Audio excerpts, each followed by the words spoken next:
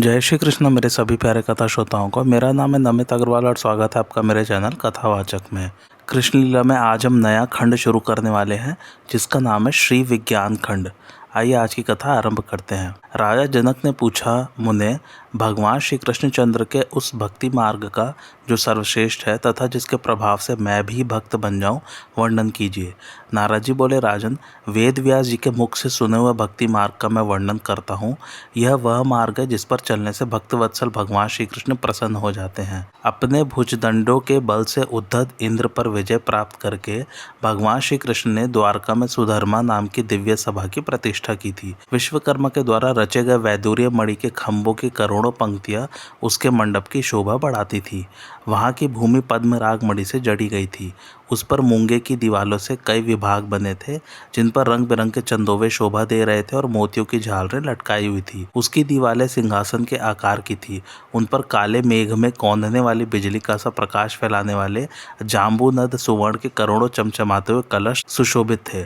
वहां प्रातः कालीन सूर्य की भांति चमकने वाले रत्नमय केयूर, करधनी, कंकड़ और नुपुरों से सैकड़ों चंद्रमाओं की प्रभा को छिटकाने वाली गंधर्वों की स्त्रियां हर्ष में भरकर गान किया करती थी और सुमधुर वाद्यों के साथ विद्याधरियां परस्पर लाग डांट रखती हुई नृत्य करती थी। उसके चारों कोनों में मनोहर देव वृक्षों सहित नंदन, सर्वतोभद्र, ध्रव्य एवं चैत्र रथ नामक वन सुशोभित थे। उस सभा प्रदेश के अंतर्गत स्वच्छ जल वाले लाखों सरोवर तथा भ्रमरों से भरपूर बहुत से हजार दल वाले कमल दिखाई पड़ते थे।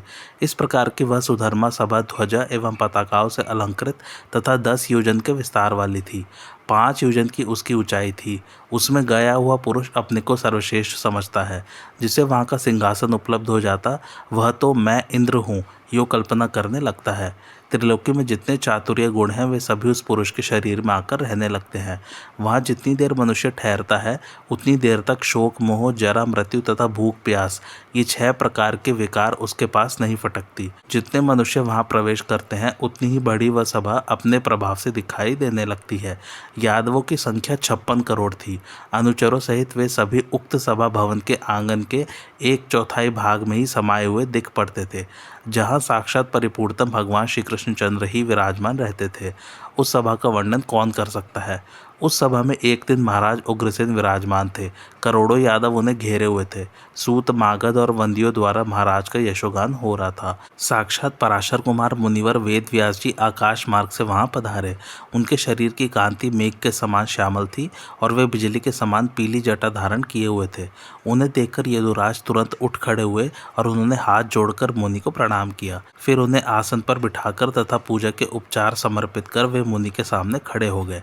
राजा उग्रसेन बोले, ब्राह्मण, आज आपके यहाँ पधारने पर मेरा जन्म, महल तथा धर्माचरण सब कुछ सफल हो गया।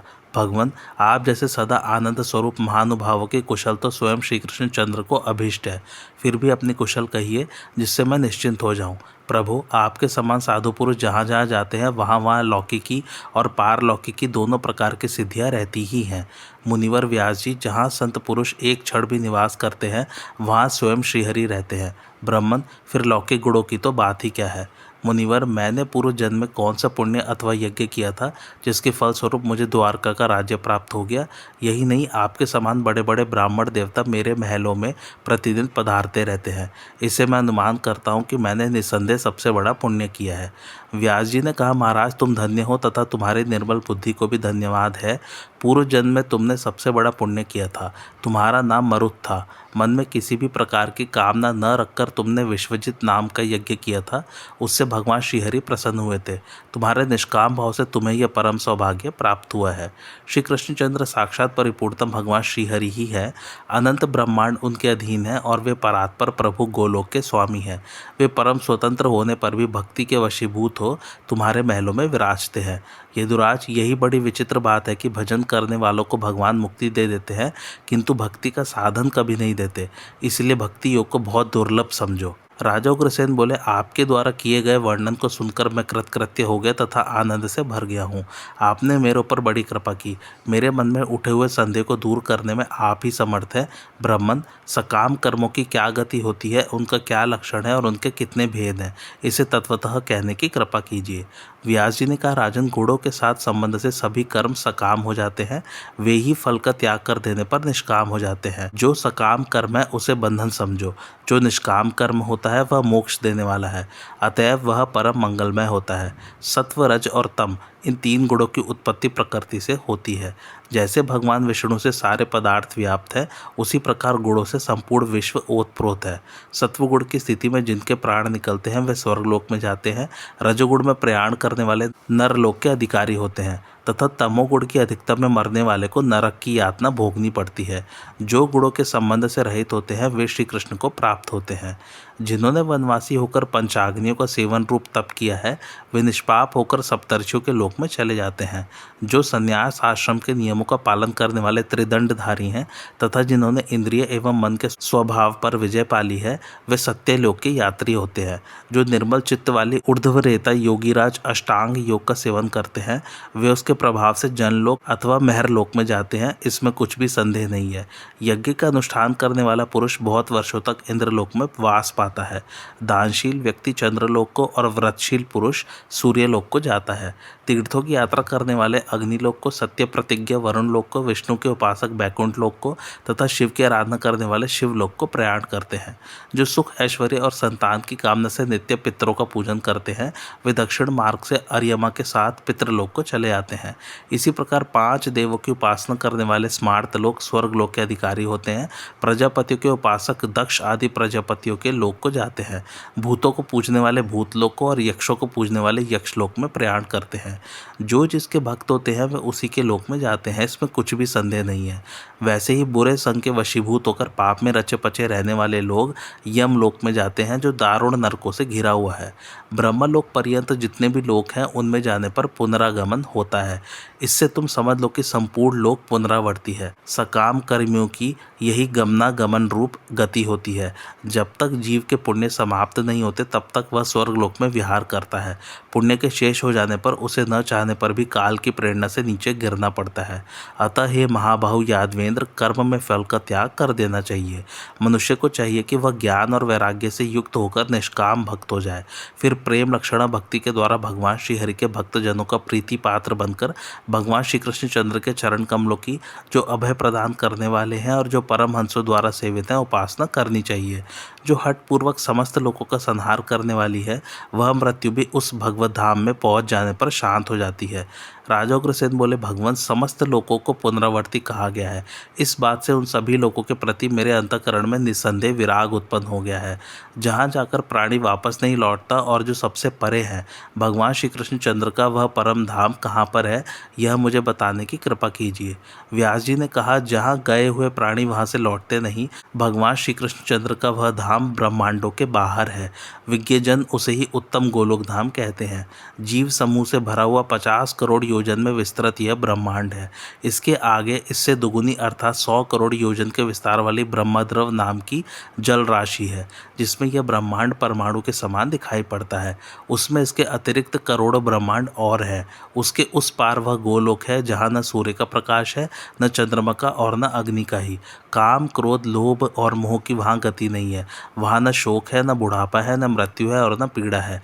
वहाँ प्रकृति और काल भी नहीं है। फिर गुणों का तो प्रवेश वहाँ हो ही कैसे सकता है। जो स्वयं अनिर्वाच्य है वह शब्द ब्रह्मा भी उस लोक का वर्णन करने में असमर्थ है। भगवान श्री कृष्ण के तेज से प्रकट हुए अनेक पार्षद वहाँ रहते हैं। जो इंद्रियों तथा मन पर विजय पाए हुए अकिंचन भक्त है, अर्थात सांसारिक प्राणी पदार्थों में जिनका कहीं कुछ भी ममत्व नहीं रह गया है, जो सब में समान भाव रखने वाले हैं, जो भगवान श्री कृष्ण के चरण कमलों के मकरंद रस में सदा निमग्न रहते हैं तथा जो प्रेम लक्षणा भक्ति से युक्त एवं सर्वदा के लिए कामना से सर्वथा रहित हो गए हैं, वे ही समस्त लोगों को लांघ कर उस उत्तम भगवत धाम में जाते हैं। इसमें तनिक भी संदेह नहीं है। राजा उग्रसेन ने कहा, ब्राह्मण, गुण और कर्म की गति आपके श्रीमुख से मैं सुन चुका। सभी लोग आवागमन से युक्त है, यह भी भली भांति निश्चित हो गया। निष्काम भाव से साक्षात श्रीहरि का सेवन करने पर भक्तों को वह उत्तम धाम, जो दिव्य एवं दूसरों के लिए दुर्लभ है, मिलता है, यह भी सुन लिया। आप वर्णन करने वालों में सर्वश्रेष्ठ है। अब मुझे यह बताइए कि भक्ति योग, जिसके प्रभाव से भक्त वत्सल भगवान प्रसन्न हो जाते हैं, कितने प्रकार का है। व्यास जी बोले, द्वारका नरेश, तुम धन्य हो। तुम श्री हरि के प्रेमी हो तथा भगवान श्री कृष्ण तुम्हारे इष्ट देव हैं। तुमने भक्ति योग के संबंध में प्रश्न किया है, इससे तुम्हारी वह निर्मल बुद्धि भी धन्य है। जिसे सुनकर संसार का संहार करने वाला घोर पापी भी शुद्ध हो जाता है, उस भक्ति योग का वर्णन विस्तार पूर्वक तुम्हें सुनाता हूँ।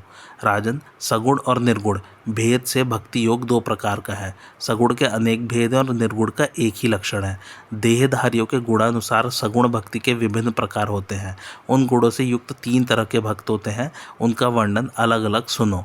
जो भेद दृष्टि रखने वाला क्रोधी पुरुष हिंसा, दंभ और मात्सर्य का आश्रय लेकर श्रीहरि की भक्ति करता है, उसे तामस भक्त कहा गया है। जो यश, ऐश्वर्य तथा इंद्रियों के विषयों को लक्ष्य करके यत्नपूर्वक श्रीहरि की उपासना करता है, उसकी गणना राजसिक भक्तों में है। जो कर्म क्षय का उद्देश्य लेकर अभेद दृष्टि से मोक्ष के लिए भगवान विष्णु की उपासना करता है, वह भक्त सात्विक कहा जाता है। अर्थार्थी, आर्त, जिज्ञासु और ज्ञानी, ये 4 प्रकार के पुरुष भगवान विष्णु का भजन करते हैं। इन्होंने स्वयं अपना कल्याण कर लिया है। यो भक्ति योग के अनेक प्रकार हैं। भक्ति योग के द्वारा जो श्रीहरि का पूजन करते हैं, वे सकामी भक्त भी बड़े सुकृति पुण्यात्मा है। इसी प्रकार अब निर्गुण भक्ति योग का लक्षण सुनो। जैसे गंगा जी का जल स्वाभाविक समुद्र की ओर प्रवाहित होता है, उसी प्रकार श्रवण मात्र से साक्षात परिपूर्णता एवं संपूर्ण कारणों के भी कारण भगवान श्री कृष्ण के प्रति बिना ही कारण मन की गति अविच्छिन्न एवं अखंडित रूप से प्रवाहित होने लगे, इसे निर्गुण भक्ति कहा गया है। अब निर्गुण भक्तों के लक्षण सुनो। भगवान के उन भक्तों की अखंड भूमंडल के राज्य, ब्रह्मा के पद, इंद्रासन, पाताल के स्वामित्व तथा योग की सिद्धियों में भी स्पृहा नहीं रहती। भगवत अनुराग का आनंद उन पर छाया रहता है, इसलिए वे भगवान के द्वारा दिए जाने पर भी सालोक्य मुक्ति को भी कभी स्वीकार नहीं करते। दूर रहने पर जैसा प्रेम होता है, समीप आने पर वैसा नहीं होता, यह सोचकर वे निष्काम भक्त भगवान के विरह में व्याकुल रहना पसंद करते हैं, अतः सामीप्य मुक्ति की भी इच्छा नहीं करते। किन्हीं भक्तों को भगवान सारूप्य मुक्ति देते हैं, किंतु निरपेक्ष होने के कारण भक्त उसे भी स्वीकार नहीं करते। समानत्व की अभिमति होने पर भी केवल भगवान की सेवा के प्रति ही उनकी उत्कंठा बनी रहती है। ऐसे भक्त एकत्व अथवा ब्रह्म के साथ एकता रूप कैवल्य को भी कभी नहीं लेते। उनका अभिप्राय यह है कि यदि ऐसा हो जाए तो स्वामी और सेवक के धर्म में अंतर ही क्या रह जाएगा। जो निरपेक्ष भक्त होते हैं, उनकी सब में समान दृष्टि रहती है, उनका स्वभाव शांत होता है और वे किसी से बैर नहीं रखते। उनकी यह धारणा है कि कैवल्य से लेकर सांसारिक समस्त पदों का ग्रहण करना सकाम भाव के ही अंतर्गत है। जिस प्रकार फूलों की गंध को नासिका ही जानती है, आँख को उसका ज्ञान नहीं होता, ठीक वैसे ही निरपेक्षता रूप महान आनंद को भगवान के निष्काम भक्ति जानते हैं। जैसे रस को बनाने वाला हाथ रस के स्वाद से सदा अनभिज्ञ ही रहता है, उसी प्रकार सकामी भक्त कभी भी उस आनंद को नहीं जान सकते। अतएव राजन, इस भक्ति योग को ही तुम परम श्रेष्ठ पद समझो। अब निष्काम भक्तों की उपासना पद्धति का तुम्हारे सामने वर्णन करता हूँ। उसका स्वरूप है भगवान विष्णु का स्मरण, उनके नाम गुणों का कीर्तन, श्रवण, चरणों की सेवा, अर्चन, वंदन, दास्य, सख्य और अपने को भगवान के चरणों में निवेदित कर देना। जो निरंतर भगवान की प्रेम लक्षणा भक्ति करते हैं, वे भगवत भाव की भावना करने वाले भक्त जगत में दुर्लभ है।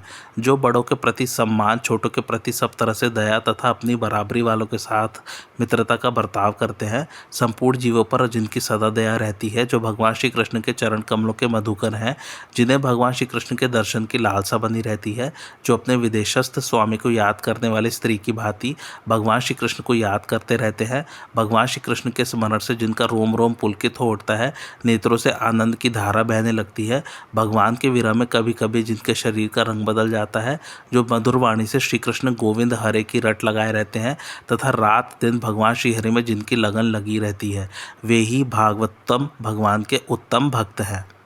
व्यास जी बोले, जो आकाश, वायु, जल, अग्नि, पृथ्वी तथा ग्रह, नक्षत्रों एवं तारांगणों में भगवान श्री कृष्ण की झांकी करते हुए बार बार हर्षित होते हैं, करोड़ों कामदेवों को मोहित करने वाले राधा नायक सर्वात्मा नंद नंदन श्री कृष्ण चंद्र उन भक्तों के सामने बोलते हुए दृष्टिगोचर होने लगते हैं। सदा आनंद स्वरूप उन भगवान का दर्शन प्राप्त करके वे अत्यंत हर्ष से भर जाते हैं और ठहाका मारकर हंसने लगते हैं।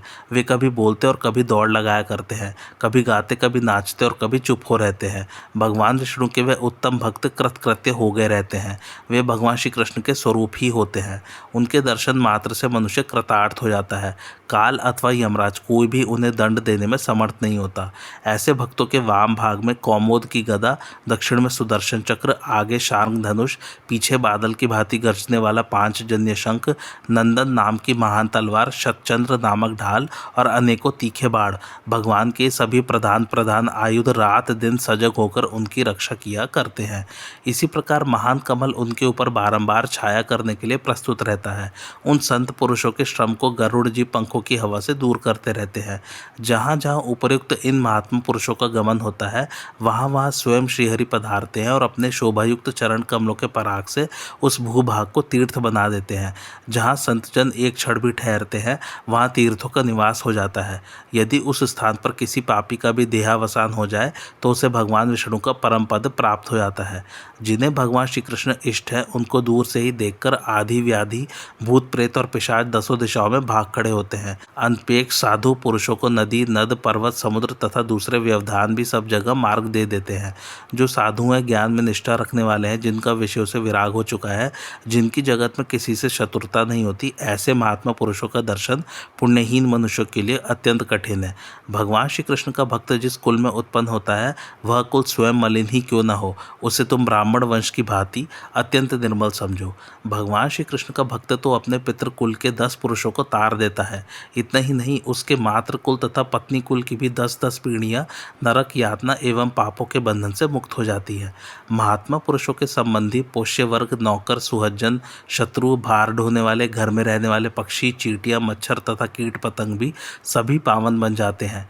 देवेश्वर भगवान श्री कृष्ण का भक्त ऐसे देश में भी जो ब्राह्मण के रहने योग्य नहीं है तथा जिसमें कृष्ण सार मृग नहीं दिखाई देते, अथवा सौवीर, कीकट, मगध एवं म्लेच्छों के देश में रहने पर भी लोगों को पवित्र करने वाला होता है। जो संत पुरुषों से संबंध रखने वाले हैं, वे ज्ञान योग, धर्म, तीर्थ एवं यज्ञ से वर्जित होते हुए भी भगवान श्रीहरि के मंदिर में चले आते हैं। इस प्रकार भगवान श्री कृष्ण के भक्तों की महिमा मैंने क्या सुनाई। इसके वर्णन से ही मनुष्यों को चारों पदार्थ उपलब्ध हो जाते हैं। अब आगे क्या सुनना चाहते हो। राजा उग्रसेन ने पूछा, भगवान श्री कृष्णचंद्र साक्षात परिपूर्णतम परमात्मा है। दुरात्मा दंतवक्र की ज्योति उनमें लीन हो गई, ऐसी बात सुनी गई है। विप्रवर, यह महान आश्चर्य की बात है, क्योंकि महात्मा पुरुषों को प्राप्त होने योग्य सायुज्य पद अन्य किसी साधारण व्यक्ति को, और वह भी एक शत्रु को, कैसे सुलभ हो गया।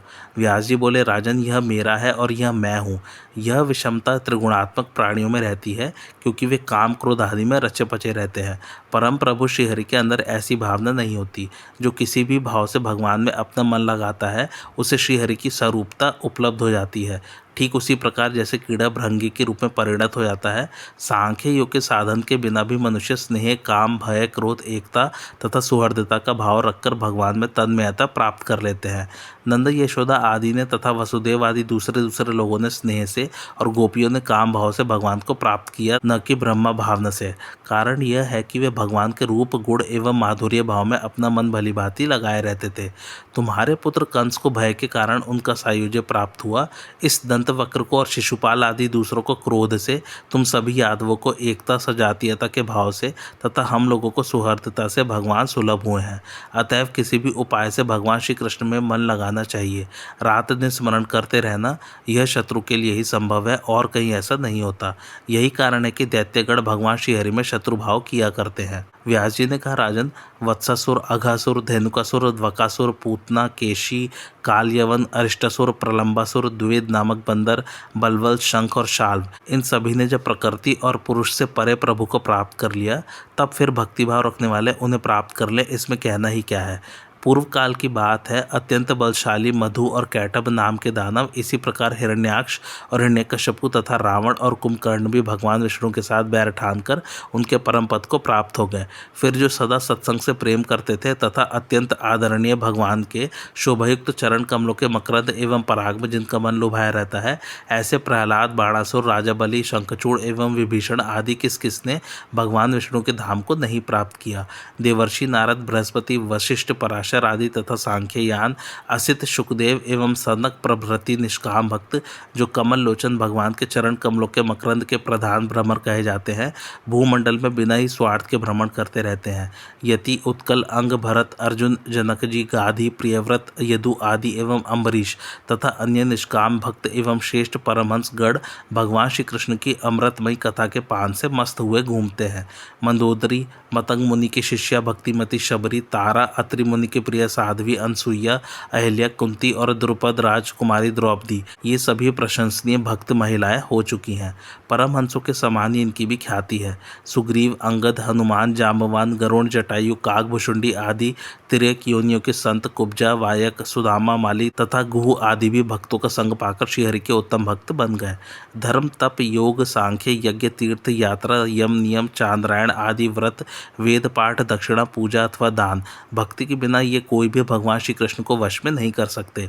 यज्ञ, व्रत, स्वाध्याय, तप, तीर्थ, योग, पूजा, नियम आदि और सांख्य योग, इनसे जो फल मिलता है वह सबका सब इस संसार में भक्ति से सुलभ है। इतना ही नहीं, भक्ति से जिस पद की उपलब्धि होती है वह इन साधनों से कभी उपलब्ध नहीं हो सकता। यह भक्ति जगत भर के पापों से अधमों का उद्धार करने वाली, जगत से तारने वाली, संसार रूपी महासागर के भवजल प्रवाह से उबारने वाली, विषय सेवन के द्वारा संचित कर्मों का नाश करने वाली तथा परात्पर परम प्रभु भगवान का पद प्रदान करने वाली है। यह भक्ति भगवान श्री कृष्ण के दर्शन रूपी रस के प्रति औत्सुक्य से सुशोभित परम उत्सव मनाने के लिए वसंत पंचमी के समान है। साथ ही प्रचुर फल एवं पल्लवों के भार से झुकी हुई वसंत कालीन दिव्य लता के समान सदा शोभा पाती है। मोह रूपी काले बादल के बीच चमकती हुई बिजली की भांति यह भक्ति शास्त्रों में छिपे हुए रहस्यों के वचनों को प्रकट करने वाली ज्योति के समान है। इसे विजय रूप कार्तिक की दीपावली तथा सर्वजयी कुड़ों पर विजय पाने के लिए विजयादशमी भी कह सकते हैं। सांख्य और योग जिसके अगल बगल में लगे हुए डंडे हैं, सैकड़ों गुणों और भाव के भेद जिसकी कीले हैं, नवधा भक्ति के श्रवण कीर्तन आदि जो 9 भेद हैं, वे ही जिसके बीच के दंड है, भगवत धाम को पहुंचने वाली ऐसी ये सरल सीढ़ी है। राजा उग्रसेन ने पूछा, मुने, गृहस्थ कर्म ग्रह से ग्रस्त रहता है, ऐसी कौन सी विधि है जिसके द्वारा यह कर्मासक्त गृहस्थ महात्मा श्री कृष्ण की सेवा कर सके, उसे कहने की कृपा कीजिए। साथ ही यह भी बताइए कि जिसके जीवन में भक्ति का अंकुर ही नहीं है अथवा है तो वह बढ़ता नहीं, ऐसे व्यक्ति से स्वयं श्रीहरि किस प्रकार प्रसन्न हो सकते हैं। व्यास जी बोले, यदि भक्ति का अंकुर न हो तो सत्पुरुषों का संग करना चाहिए। सत्संग से वह अंकुर उत्पन्न हो सकता है और वेग से भी बढ़ जाता है।